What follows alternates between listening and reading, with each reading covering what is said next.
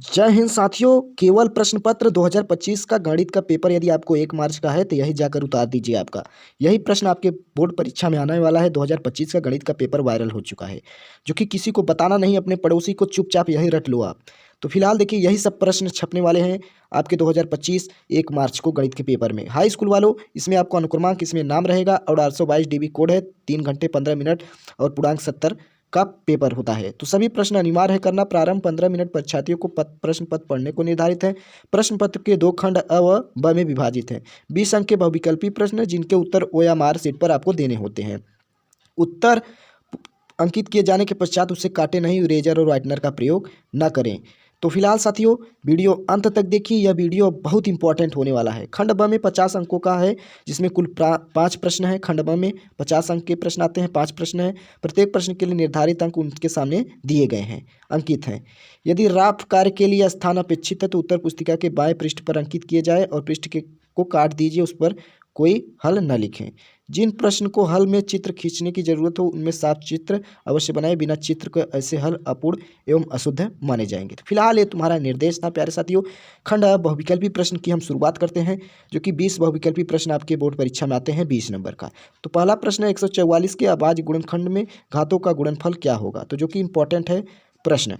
तो देखिए, 144 के अभाज्य गुणनखंड हम निकालते हैं फटाक से। घातों का गुणनफल फटाक से निकाल देते हैं इस प्रकार: 36 दूना 72, 2 अट्ठाईयाँ, 2 नवा, 3 त्रिक्का, 3 इक्का 3। इस प्रकार निकाल दीजिए और बना लीजिए पेयर। 2 का जोड़ा एक बार, यानी कि 2 के पावर 4 गुणे 3 के पावर 2। तो देखिए, घातों का गुणनफल कितना होगा, तो 4 दूनी 8। तो इसका घात के गुणनफल पूछा है, तो घातों का गुणनफल हमारा क्या हो जाएगा, 8। तो अभाज्य गुणनखंड के घातों का गुणनफल 8 हो गया। निम्न में अपरिमेय संख्या कौन सा है, तो जानते हैं कि इसका वर्गमूल निकल जाएगा 3, इसका वर्गमूल 2 और 2 जो कि परिमेय है, तो पाई 1 क्या है, अपरिमेय संख्या है पाई। तीसरा प्रश्न की ओर चलते हैं प्यारे साथियों। किसी आयताकार खेत का क्षेत्रफल 30 वर्ग मीटर है। यदि उसकी लंबाई उसकी चौड़ाई से 1 मीटर अधिक है तो उन्हें ज्ञात करने के लिए द्विघात समीकरण क्या होगा। तो द्विघात समीकरण ज्ञात करने के लिए यह प्रश्न आपको किस प्रकार करना होगा, तो चलिए हम फिलहाल बताते हैं। पहले आप क्या बनाइए, एक आयताकार क्षेत्रफल बनाइए। यानी देखिए, आप मान लीजिए कि चौड़ाई x और लंबाई x+1, तो लंबाई गुणे चौड़ाई बराबर 30। क्षेत्रफल दिया गया है आयत का क्षेत्रफल, तो यहाँ पर सॉल्व कर लीजिए। बराबर 30, x² + x - 30 हो जाएगा। पंचांतर इक्वल टू 0। तो क्या द्विघात समीकरण हो गया। तो देखिए कौन सा ऑप्शन सही है। तो यहाँ पर देखिए x² + x - 30, जो कि सी सही है। सी इज ए राइट आंसर हो जाएगा। चौथा प्रश्न प्यारे साथियों, देखिए क्या कह रहा है। किसी बारंबारता बांटन के लिए माध्य और माध्यिका क्रमशः इतना दिए हैं, तो बंटन के लिए बहुलक का मान क्या होगा। तो चलिए हम इसे सॉल्व करते हैं। फार्मूला होता है कि माध्य एक बार कितना दिया है, 26.1। माध्यक कितना दिया है, 25.8। एक फार्मूला होता है कि 3 गुणे माध्यिका, 3 गुणे माध्यिका को ही माध्यक कहते हैं। माध्य गुणे 2 प्लस बहुलक, 3 गुणे माध्यक बराबर 2 गुणे माध्यक प्लस बहुलक। ये तुम्हारा फार्मूला होता है। माध्यक 25.8, माध्य तुम्हारा 26.1 गुणे 2, बहुलक तुम्हारा जो कि फाइंड करना है। तो यहाँ पर करेंगे तो कितना हो जाएगा, 4। इसमें मल्टीप्लाई कर दीजिए तो कितना आ जाएगा, 77.4। तो यहाँ पर कर दीजिए कि कितना आ जाएगा, जो कि 52.2 आ गया बहुलक। अब इसे माइनस कर लीजिए, तो यहाँ पर माइनस करेंगे तो 2 हो जाएगा। पॉइंट को लगाइए, यहाँ पर घटा दीजिए 25.2। तो फिलहाल क्या आया बहुलक तुम्हारा, 25.2। Option number C is right answer. पाँचवा प्रश्न है 3, 4, 6 और x का समांतर माध्य 5 है, तो x का मान। तो चलिए हम इसे भी फाइंड करते हैं। 3, 4, 6 का समांतर माध्य 5 दिया गया है। तो आप जानते हैं समांतर माध्य का फार्मूला क्या होता है। एक x का समांतर माध्य क्या दिया है, 5 दिया है। तो यहाँ पर देखिए, पदों का योग बटे पदों की संख्या। कितनी संख्याएं हैं, 4 संख्या हैं।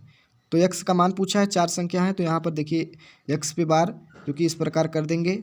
दिया है समांतर माध्य तुम्हारा 5 दिया है, तो यहाँ पर जोड़ लीजिए कितना हुआ, 13 + x = 2/4 हो जाएगा। यहाँ पर सॉल्व करेंगे तो x बराबर 7 आ जाएगा। तो 7 आंसर हो जाएगा। बिंदु इतना इतना दिया है कि उनके बीच की दूरी ज्ञात करना है। देखिए AB के बीच की दूरी हम ज्ञात करते हैं फिलहाल साथियों। x2 - x1 का होल वर्ग प्लस y2 - y1 का होल वर्ग। अंडर रूट में यही फार्मूला होता है। तो यहाँ पर रख देते हैं। चलिए हम रखते हैं, यहाँ पर रख दिए। प्लस y2 का मान कितना दिया है, -y, और y1 का मान y दिया है।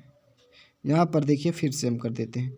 यहाँ पर x2 का मान कितना दिया है, -x प्लस x, y2 का मान y y1 का मान y। इस प्रकार देखिए सॉल्व कर दिए 2x² 2y² अंडर रूट में, तो यहाँ पर देखिए हट जाएगा तो कितना हो जाएगा, इस पर सॉल्व कर लीजिए 4x² अंडर रूट में 4y², तो इसका निकल जाएगा कितना हो जाएगा, जो कि 4 निकल जाएगा। यहाँ पर देखिए 2 निकल जाएगा, x² y², तो यहाँ पर फिलहाल जो कि ऑप्शन सी मिल रहा है तुम्हारा आंसर।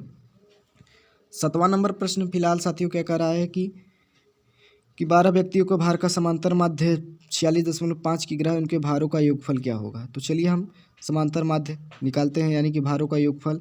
समांतर माध्य बराबर क्या होता है, 12 व्यक्तियों का समांतर माध्य दिया है, 12 व्यक्ति, संख्या 12, यानी कि उनका आंकड़ों का योग। तो यहाँ पर योगफल पूछा है, 46.5 दिया है समांतर माध्य, आंकड़ों का योग पूछा है आपसे, नहीं उनको भारों का योग पूछा है, तो बटे 12, तो यहाँ पर मल्टीप्लाई हो जाएगा 46 गुणे 0.5 गुणे 12 आंकड़ों का योग, यानी कि योगफल, भारों का योगफल, जिसे हम आंकड़ों का योगफल कहते हैं। तो मल्टीप्लाई कराएंगे तो कितना हो जाएगा, चलिए 2 पंचे 10, वही करेंगे, इतना कर देंगे, फिर उसके बाद में 55 558.0, यानी कि वही आया, कितना आया 558, यानी कि समांतर माध्य आंकड़ों का योग बटे 12, आंकड़ों का योग बटे 12। इस प्रकार हमने सॉल्व किया। 12 का मल्टीप्लाई करेंगे, 2 पंचे 10, यहाँ पर लगाइए 3, 930, कितना हुआ 465, तो टोटल कितना हुआ तुम्हारा 5580। यहाँ पर यही होना चाहिए, ऑप्शन थोड़ा सा मिस्टेक हो रहा है, तो यहीं पर हो जाएगा 558 पॉइंट में है, तो 5580 पॉइंट उधर है, तो कोई मतलब नहीं। के का मान ज्ञात कीजिए, 1 मूल 6 है, तो चलिए 1 मूल 6 दिया है, तो फिलहाल इसको उतार लीजिए, के इक्वल टू 0, मूल दिया है 6, तो वही 6 x के स्थान पर आपको 6 रख देना है। तो यहाँ पर रखिए 6 का स्क्वायर, 4 गुणे 6 प्लस के इक्वल टू 0, 36 24 हो गया, प्लस के अब घटा दीजिए, कितना हुआ जाएगा 12, प्लस के बराबर -12 हो जाएगा। तो फिलहाल कितना, ऑप्शन ए सही हो जाएगा इसका। केंद्रीय प्रवृत्ति की माप है, तो प्रारंभिकता वर्ग अंतराल बहुलक संचयी बारंबारता, तो केंद्रीय प्रवृत्ति की माप जो कि बहुलक हो तुम्हारा, बारंबारता संचयी बारंबारता वर्ग अंतराल ये सब में बहुलक है केंद्रीय प्रवृत्ति की माप में। देखिए 10वां प्रश्न मोस्ट इंपॉर्टेंट, जो कि सब यही प्रश्न आने वाले हैं इसी प्रकार से। यदि साइन a प्लस बी बराबर कड़ी 3/2 दिया है, कड़ी 3/2, और कॉस a माइनस बी बराबर कड़ी में 3/2, तो a और b के मान क्रमशः होंगे। तो चलिए फिलहाल हम ज्ञात कर लेते हैं। देखिए साइन a प्लस बी और ये कितने का मान है, तो साइन 60 डिग्री का मान है, कड़ी में 3/2, तो यहाँ पर देखिए इसको भी कर लीजिए, कॉस a माइनस बी कड़ी में 3/2, जो कि 30 डिग्री का मान है, कॉस 30 डिग्री का मान। तो देखिए फलन से फलन दोनों कैंसिल हो जाएगा, दोनों साइड में साइन साइन है, कैंसिल हो जाएगा। a प्लस बी बराबर कितना है 60 डिग्री। अब इस प्रकार समीकरण 1 समझ लीजिए, a माइनस बी बराबर कितना हुआ 30 डिग्री। तब इसे थोड़ा सा सॉल्व कर लीजिए, a प्लस बी बराबर 60 डिग्री और a माइनस बी बराबर 30 डिग्री, तो इसे हम कर दीजिए, कैंसिल कर दें, 2a बराबर 90 डिग्री, तो a बराबर कितना है 45 डिग्री, और a का मान रख देंगे किसी समीकरण में। देखिए ये सब तो नहीं है, a का मान 45 डिग्री यही दोनों में है, तो चलिए हम b का मान फिलहाल निकाल लेते हैं। तो यहाँ इस समीकरण में रख देते हैं 45 प्लस बी इक्वल टू 60, तो B equal to 60 minus 45, B equal to 15 degree, तो जो कि ए 45 और 15 आया है, तो ए इज राइट आंसर हो जाएगा फिलहाल साथियों। 11 नंबर प्रश्न क्या कर रहा है कि दी गई संख्याओं में अभाज्य संख्या क्या होगी। तो जानते हैं दो तो अभाज्य संख्या होगी। समबाहु त्रिभुज ABC में भुजा AB की माध्यिका CD और CD की स्क्वायर का मान क्या होगा। तो चलिए हम समबाहु त्रिभुज बनाते हैं। फिलहाल एक समबाहु त्रिभुज हमने बना लिया, यानी कि ABC बनाया, AB की माध्यिका CD है, तो चलिए एक माध्यिका हम खींच देते हैं, यहाँ पर बिंदु D रख देते हैं। तो CD स्क्वायर का मान पूछा है, यही माध्यिका का मान पूछा है। तो देखिए ये क्या है तुम्हारा माध्यिका है, तो समबाहु त्रिभुज का ऊंचाई का फार्मूला एक होता है क्या, यहाँ पर देखिए ये पाइथागोरस से भी निकाल सकते हैं, लेकिन मुझे फार्मूला याद है, तो फार्मूले से कड़ी में 3/2 यानी गुणे भुजा स्क्वायर, CD स्क्वायर किया है तो इसका स्क्वायर कर देंगे हम, तो यहाँ पर हो गया स्क्वायर 3 बटा कितना हुआ, इसे स्क्वायर करेंगे 3/4 गुणे भुजा स्क्वायर 3/4, और जो कि भुजा तुम्हारा CD स्क्वायर दिया है, तो तुम्हारा CD इसमें क्या होगा। देखिए यहाँ पर थोड़ा मानने में गलती हो गई, आप जिस तरह मान सकते हैं, तो यहाँ पर देखिए 3/4 गुणे CD स्क्वायर AB, यहाँ पर AB हो जाएगा 3/4 AB स्क्वायर, क्योंकि तुम्हारा भुजा AB दिया है, समबाहु त्रिभुज की सभी भुजाएं ए बी हैं तो ए बी कि दो संख्याओं का योगफल 24 है, उनमें से एक संख्या दूसरी संख्या की दुगुनी है, संख्याएं क्रमशः होंगी। तो देखिए दो संख्याओं का योगफल 24 होगा। देखिए ऑप्शन से पता लगा सकते हैं क्या 18 9 24 होगा। जोड़िए 18 9 24 होगा नहीं, 14 7 24 हो नहीं होगा। क्या होगा 12 6 24 होगा, 16 8 24 होगा। तो दो संख्याओं का योगफल आप निकाल सकते हैं जो कि 24 16 8 हो जाएगा। ए भुजा वाले समबाहु त्रिभुज के शीर्ष से आधार पर लंब डाला गया है, लंब की माप क्या होगी। तो आपके पास 4 ऑप्शन दिए गए हैं। चलिए हम फिलहाल समबाहु त्रिभुज हमने बताया जो कि तीनों भुजाएं समान है, शीर्ष पर लंब डाला गया है, लंब की माप क्या होगी। तो ऊंचाई यही पूछा है, तभी हमने बताया समबाहु त्रिभुज की ऊंचाई कर्डिम 3/2 गुणे भुजा, भुजा यही फार्मूला होता है ऊंचाई वाला। तो यहाँ पर देखिए हम क्या रख देते हैं, ऑप्शन ए सही हो जाएगा। इसका फार्मूला ही पूछा है कि लंब की माप, तो कर्डिम 3/2, ए तुम्हारा क्या है भुजा। अभी हमने बताया 15वां प्रश्न 1 - 10 स्क्वायर 30 डिग्री 1 + 10 स्क्वायर 30 डिग्री का मान क्या होगा। तो चलिए इसमें फ़िलहाल आप मान रख दीजिए कि 1 - 10 30 डिग्री, यानी कि 1/3 का होल स्क्वायर 1/3 का होल स्क्वायर। इसे सॉल्व कर लीजिए। 10 30 डिग्री का मान 1/3 होता है, तो इस प्रकार हो जाएगा। सॉल्व करेंगे 1/3, क्योंकि 1/3 का स्क्वायर 1/3। तो देखिए यहाँ पर सॉल्व कर लिए 2/3, 3 एकम 3, क्योंकि 4/3 सॉल्व किए थे, कितना है 2/4, तो इसको काटेंगे 1/2 आ जाएगा। तो फिलहाल इसका बी सही उत्तर हो जाएगा। कह रहा है फिलहाल साथी 1/2 सेमी व्यास वाले किसी ठोस अर्धगोले के संपूर्ण पृष्ठीय क्षेत्रफल क्या होगा। तो देखिए यहाँ पर दिया क्या है कि 1/2 तुम्हारा व्यास दिया है, तो त्रिज्या तुम्हारा इसका क्या हो जाएगा आधा, तो आधा करेंगे तो 1/4 सेंटीमीटर त्रिज्या। ठोस अर्धगोले का संपूर्ण पृष्ठीय क्षेत्रफल क्या होता है 3πr² फार्मूला। तो आर का मान 1/4 गुणे 1/4 स्क्वायर का है, तो इसलिए 1/4 करें। इसे सॉल्व करिए तो 3π/8 सेंटीमीटर स्क्वायर। तो यहाँ पर देखिए क्या दिया है, तो यहाँ पर 3/16 पाई सेमी स्क्वायर दिया है। इसका सही उत्तर ये हो जाएगा फिलहाल साथियों। अब देखिए 17 नंबर प्रश्न क्या कर रहा है प्यारे साथियों कि द्विघात समीकरण x - 1/x = 1 का विभक्तिकर क्या हो। देखिए जो कि वीडियो इंपॉर्टेंट है, यही सब प्रश्न आने वाले हैं। तो देखिए 17 नंबर प्रश्न की तरफ चलते हैं फिलहाल कि द्विघात समीकरण x - 1/x = 1 का विभक्तिकर। तो विभक्तिकर निकाल दीजिए तुम्हारा। इसका भी पहले हम सॉल्व करते हैं, एक बनाते हैं x - 1/x = 1। तो क्या हो जाएगा x² - 1/x, तो 1, इसका मल्टीप्लाई हो जाएगा उधर, तो x² - x - 1 = 0। तो आपने विभक्तिकर का फार्मूला पढ़ा होगा क्या, d = b² - 4ac। तो b का मान 1 -1 का स्क्वायर 4 गुणे a का मान 1, c का मान -1। तो सॉल्व करेंगे 1 माइनस माइनस प्लस 4, जो कि आया 5। तुम्हारा विभक्तिकर क्या आया 5 आया दोस्तों आंसर। तो 18 नंबर प्रश्न क्या कर रहा है 6 सेमी त्रिज्या वाले वृत्त के एक चाप केंद्र पर 60 डिग्री का कोणांतरित त्रिज्यखंड का क्षेत्रफल क्या होगा। मोस्ट इंपॉर्टेंट प्रश्न छपेंगे आपके 1 मार्च को पेपर में। तो त्रिज्यखंड का क्षेत्रफल जो कि वृत्त का चाप जो कि फार्मूला होता है, त्रिज्या तुम्हारा 6 सेंटीमीटर दिया गया है, थीटा तुम्हारा यानी कि 60 डिग्री का कोण दिया गया है, त्रिज्यखंड का क्षेत्रफल θ/360 गुणे πr² होता है। तो इसका मान रख देंगे, पाई गुणे आर का मान तुम्हारा 6 का गुणे 6 कर देंगे, तो इसे काट दीजिए जो कि तुम्हारा 6 आ गया।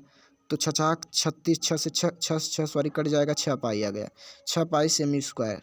तो फार्मूले से लगाकर आप हल कर सकते हैं प्यारे साथियों। 19 नंबर प्रश्न प्यारे साथियों क्या कह रहा है कि एक समकोण त्रिभुज का कर्ण और आधार क्रमशः 7.5 सेमी है, 4.5 सेमी लंब की भुजा की माप। तो कर्ण का जो कि 7.5 सेमी और आधार क्रमशः में दिया है 4.5 सेमी, 7.5 सेमी 4.5 सेमी। तो यहाँ पर लंब भुजा की माप जानते हैं, कर्ण का स्क्वायर बराबर आधार का स्क्वायर प्लस लंब का स्क्वायर। कर्ण तुम्हारा कितना दिया 7.5 दिया, स्क्वायर करेंगे इसका, अब इसका स्क्वायर करेंगे और लंब आपसे पूछा है, तो इसका स्क्वायर फिलहाल कर दीजिए क्या हो जाएगा। तो यहाँ पर हम करते हैं 7.5 का स्क्वायर कर दीजिए गुणे 7.5 करेंगे, तो 5 × 5 = 25, हासिल 2, तो यहाँ पर 375 वही आया 25, और कितना हुआ जो कि सॉल्व कर लिए 3 2 6 6 15 यानी कि 56 25 आया, इसका स्क्वायर 56 25 आया। तो इसी का स्क्वायर करेंगे, यहाँ पर चूँकि 20 25 आएगा इसका स्क्वायर, तो माइनस कर देंगे। तो यहाँ पर देखिए कितना है 36, तो 6 का यानी कि निकाल दिए, इसका स्क्वायर 6 हो जाएगा, तो हो जाएगा क्या 6 आंसर। तो फिलहाल साथियों 20 नंबर प्रश्न कर रहा है कि दो समरूप त्रिभुजों के क्षेत्रफलों का अनुपात 81:121 है, उनकी भुजाओं का अनुपात क्या होगा। तो देखिए फिलहाल एक प्रमेय होता है कि दो समरूप त्रिभुजों के क्षेत्रफलों का अनुपात बराबर उनकी भुजाओं के वर्गों का अनुपात। तो यहाँ पर देखिए दो समरूप त्रिभुजों का क्षेत्रफल क्या दिया है, 81/121 दिया है। तो यहाँ पर हम लिख लेते हैं 121, और उनके भुजा का अनुपात का वर्ग, ये तुम्हारा प्रमेय है समरूप त्रिभुज का। तो यहाँ पर देखिए भुजा बटे भुजा स्क्वायर यहाँ जाएगा तो रूट में सब हो जाएगा सारा। तो यहाँ पर देखिए एक किसका है 9 का, एक किसका है 11 का। तो इसका अनुपात क्या है, भुजाओं का अनुपात 9:11। तो इसका सही उत्तर हो जाएगा ऑप्शन नंबर बी। तो फिलहाल साथियों जो कि खंड ब विस्तृत प्रश्न है, 20 नंबर प्रश्न बहुविकल्पी हो चुका है। तो देखिए यही सब प्रश्न आपके बोर्ड परीक्षा में छपने वाले हैं। मिलते हैं नेक्स्ट वीडियो में, नेक्स्ट पार्ट अगले के साथ। अगले पार्ट में वीडियो इसको हम पूरा सॉल्यूशन के साथ देंगे।